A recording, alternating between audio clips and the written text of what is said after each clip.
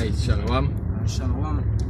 First and foremost, giving our praises and glory to Yahweh, Ba'ashem Yahushai, Ba'ashem Makakodash. Double honors to the elders, the apostles of greatness who are surely doing well. And citation teach and everyone of the Akim, the brethren that pushes who does the in sincerity and truth. Some of the brothers from GMS Trinidad coming to do another lesson through the spirit of power of Ba'ashem Yahushai. I hope it edifying towards you through the leg, Brother Lamad. Lakwam. Awad. Right, so yeah, we just gonna touch on a little topic here, you know, brother, we bring out a precept and we'll just roll through the spirit because basically it's an open forum, right, while we're on the road.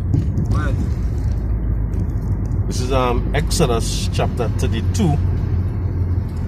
I'll start at verse 2. It says, and Aaron said unto them, break off the gold earrings which are in the ear of your wives and your sons and your daughters, and bring them unto me. And all the people broke off the golden earring which were in their ear, and brought them unto Aaron. And he received them at their hand, and fashioned it with a graven tool, after he made it a molten calf. And they said, these be the gods, O Israel, which brought thee out of the land of Egypt. Right? So that after they make the golden calf, they basically spit in the Most High face and said, these are the gods who brought them out of Egypt. And right now today, you know, they're still in that self-said state of mind. You know, the scripture say in the book of Sirach, Sirach chapter 9 and 11, we say have received benefit not knowing him. Yeah, so and hey, even in the universal church, what they started to do, they started going sow a seed. Basically the breaking off the chain off of the earring off of the sons and the daughters, you know, to make that golden calf, to receive what that what they call it, that gift, so to speak, then, because they be sowing a seed for something, and they basically saying that, you know, that they're having faith in these false gods, right? As we speaking, you see all them buck just they don't come from church. They went and take the golden calf, the earrings, and beat it into that golden calf. You anything there? yeah, right, this is two precepts here. This is Exodus 20 and verse 3. Thou shalt have no other gods before me.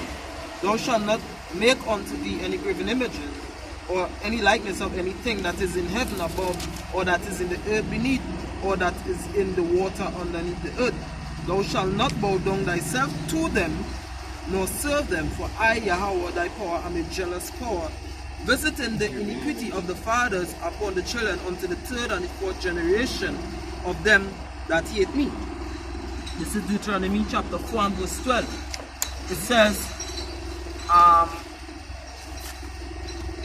will start at verse 10. It says, especially the day that thou stoodest before Yahweh thy power in Horeb, when Yahweh said unto me, gather me the people together, and I will make them hear my words, that they may learn to fear me all the days that they shall live upon the earth, and that they may teach their children. And he came near and stood under the mountain, and the mountain burned with fire unto the midst of heaven with darkness, clouds and a thick darkness. And Yahweh spake unto you out of the midst of the fire. He have heard the voice of the words, but saw no similitude, only he heard a voice. Alright, so basically you didn't see the likeness of any figure.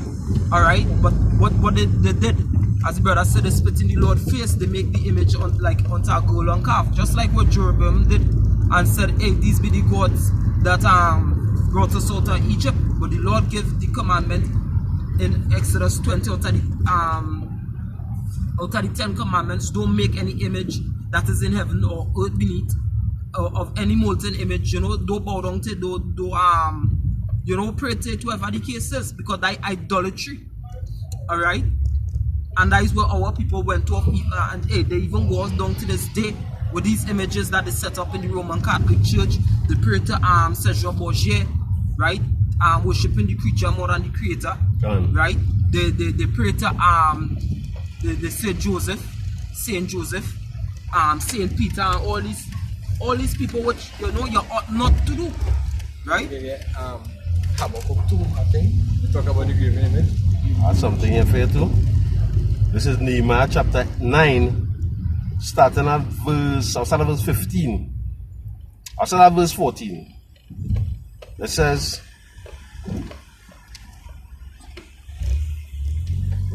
I'll start at verse 13.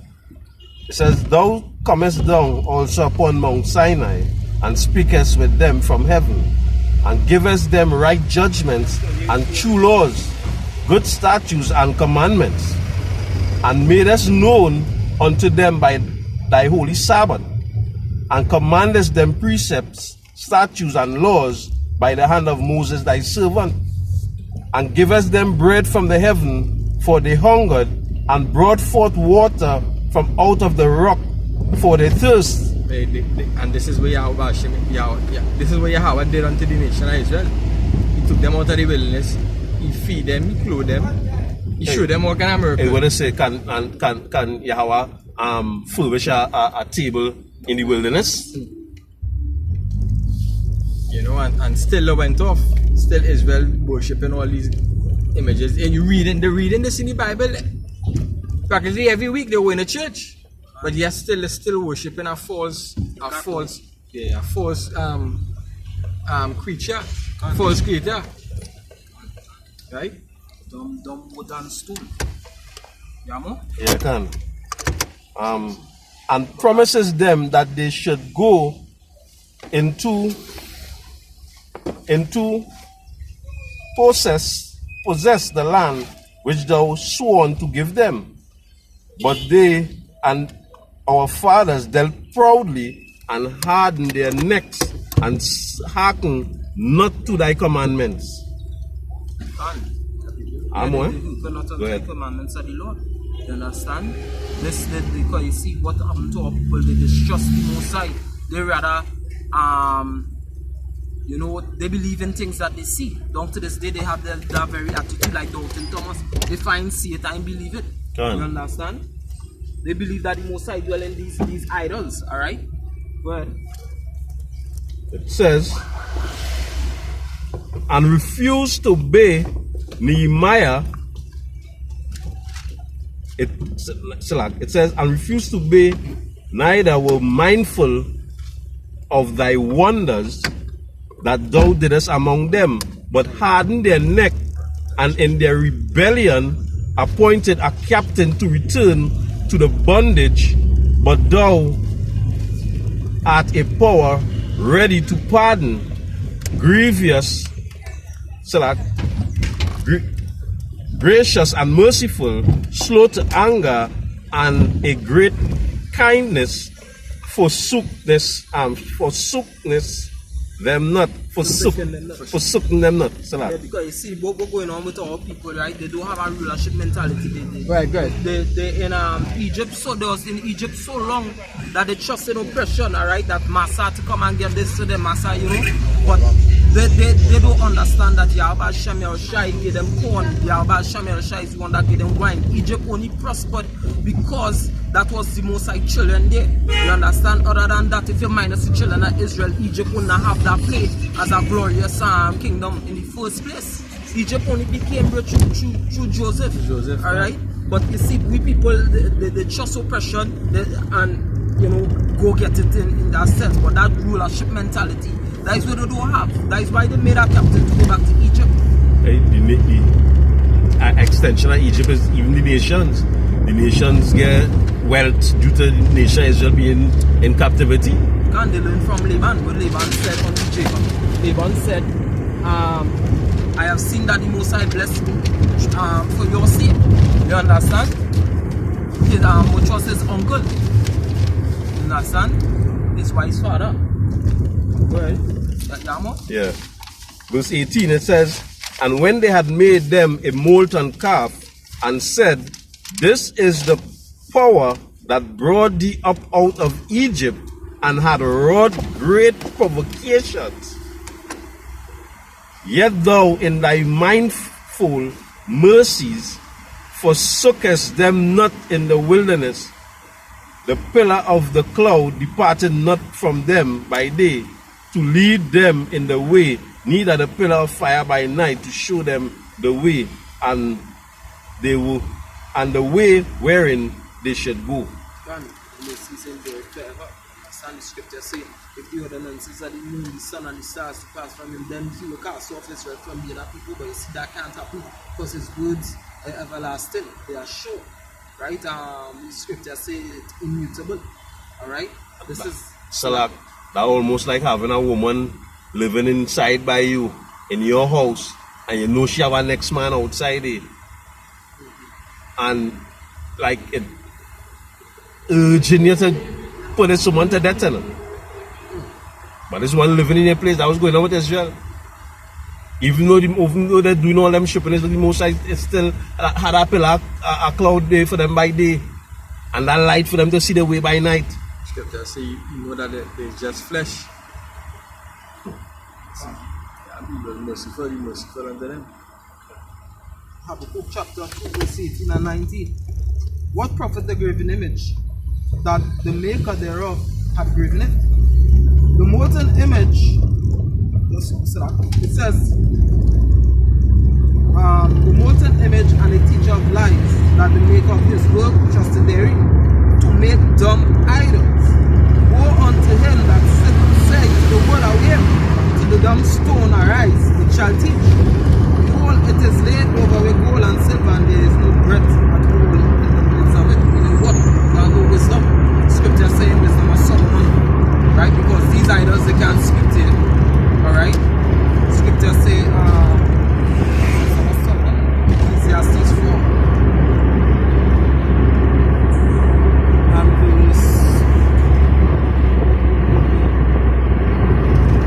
24.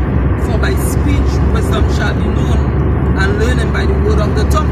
So the scripture say in the book of Ruth, tongues have they, but mouths have they, but they speak not. Eyes have they, but they see not.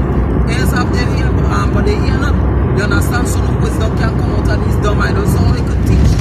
Alright? Yahweh Shem Yahshua, the scripture say he's the living power. You understand? He ruled in the heavens over the kingdom of men. Right? He's the one that teach. That's why scripture call him word God in the Hebrew is Allah, which means what is the strong authority, the strong shepherd.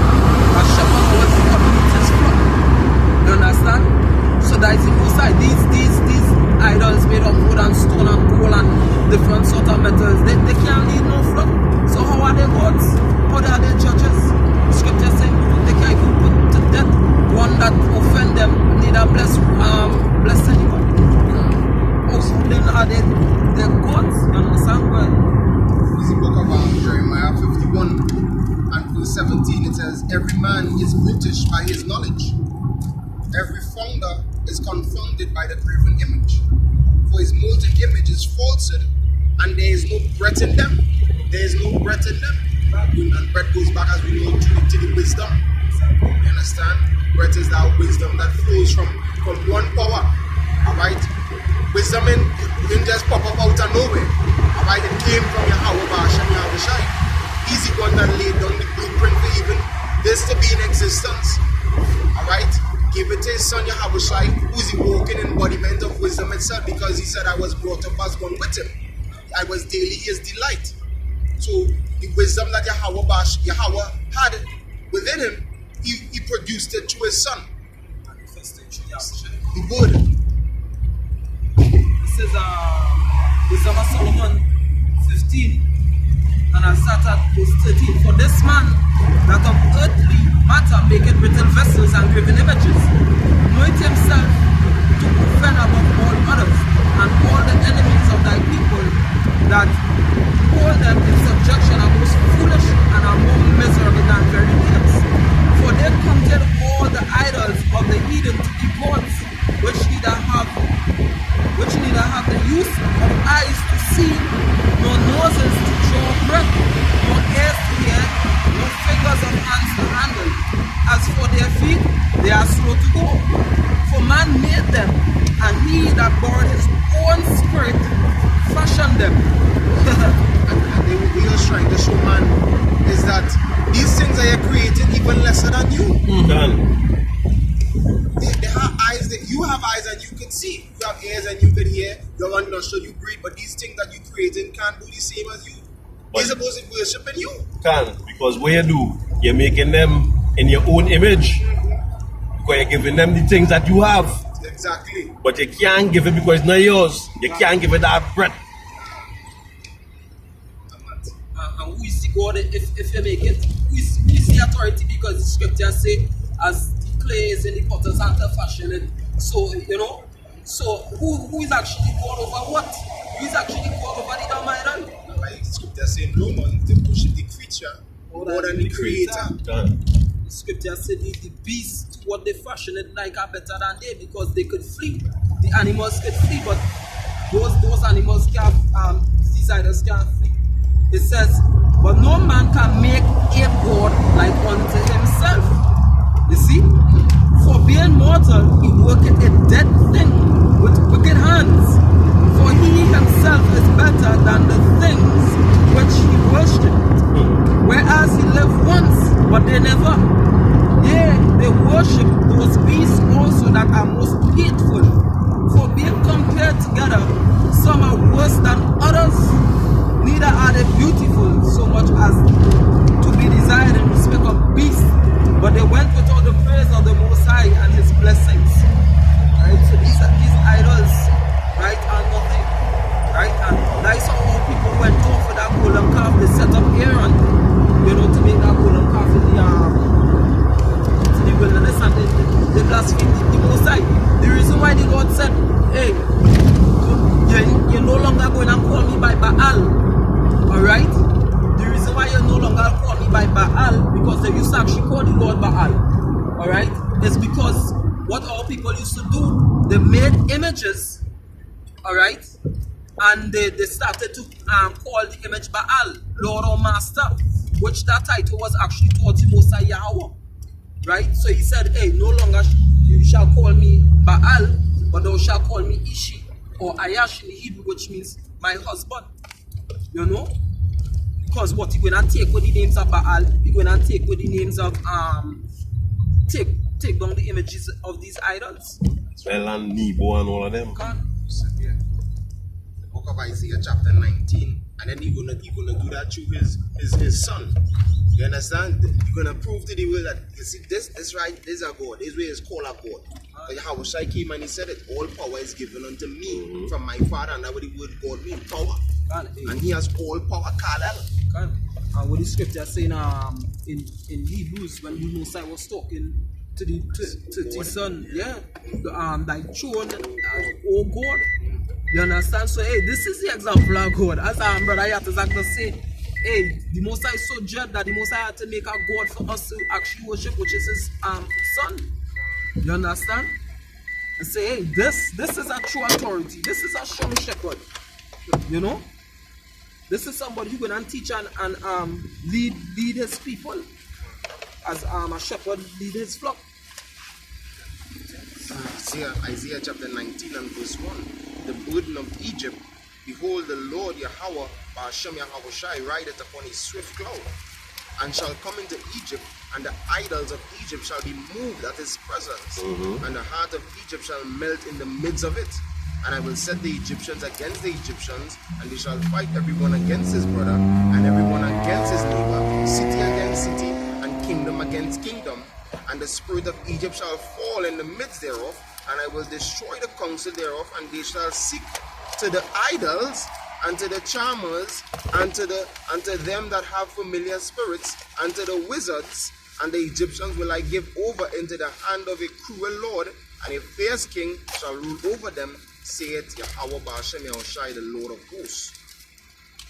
And that what further proves that the Most High, the God of this Bible, is the true power, because before things happen, he is declared. Since I hear, let me bring it out. This is Isaiah 46. I was going to read verse 1, but as you see that, right, 46 and 8, it says, remember this and show yourselves men. Bring it again to mind, O you transgressors. Remember the former things of old, for I am the Most High, and there is none else. I am the Most High, and there is none like me.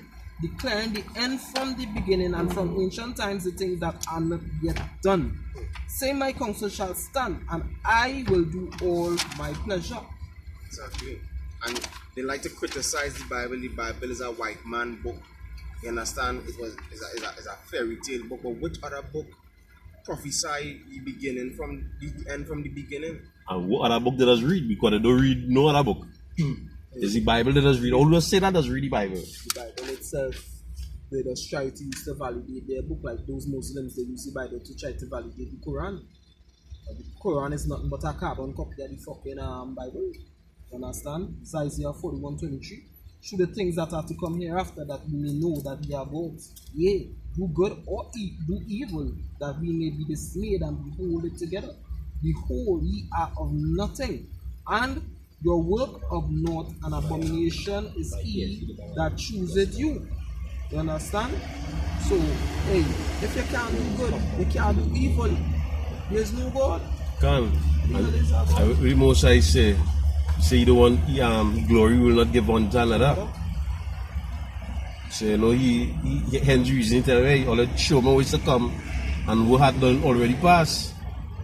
Show me the end and show me the beginning. It not no end in the book of the Egyptian book of the dead. It not no end. The one showing you the end in the Bhagavad Gita, Hey, one the last Kibrani gas, Kabrani gas, whatever they call it. And in the Quran, what they saying? What is the end? Yahweh Shai son behind a righteous imam. Get the fuck out of here. And the book of the moments, the fella higher than the son of God. Understand? The Lord showed enough the end from the beginning. He showed the beginning and the end. Sorry. Moses. He showed Moses. He showed Ezra. Right? He showed John the end. You know? All these other prophets, he showed the end.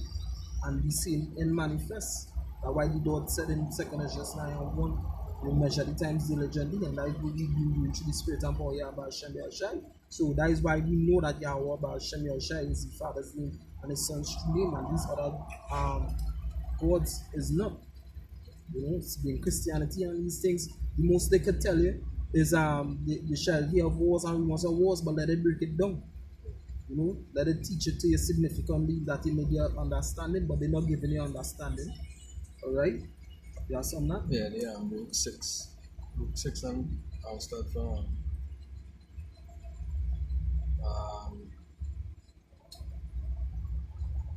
4. It says, now shall ye see in Babylon gods of silver and gods of gold and wood borne upon shoulders, which caused the nation to fear. Beware of them. Beware therefore that ye in no wise be like to the strangers, neither be afraid of them when ye see the multitude before them and behind them, worshipping them. It says, but say ye in your hearts, O Yahweh, we must worship thee. Yeah, the Lord share example of that. Shadrach, Meshach, and Abednego. Right? And Daniel, the Lord will show you an example that if you stand firm, you understand that He'll be able to deliver you. Everybody else was bowing, because guess what? Shadrach, Meshach, and Abednego would have read this. If I can say too, when the Lord say all these nations could be worshipping them, right? That come like the Lord trying it to it. Because look, all these nations round about me, they prospering, right? So, and we under the curses. So we didn't prosper like how they prospering, so that will be a kind of temptation.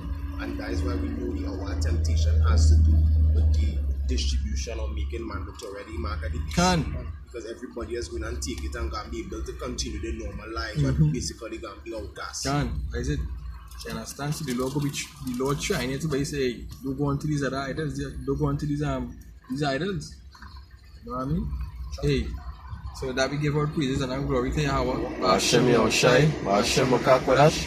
We give double honors to the apostles who rule well at great milestone. Peace and blessing to the brothers that produce word and sincerity and truth. The brothers from GMS, I say Shalom. Shalom. Shalom.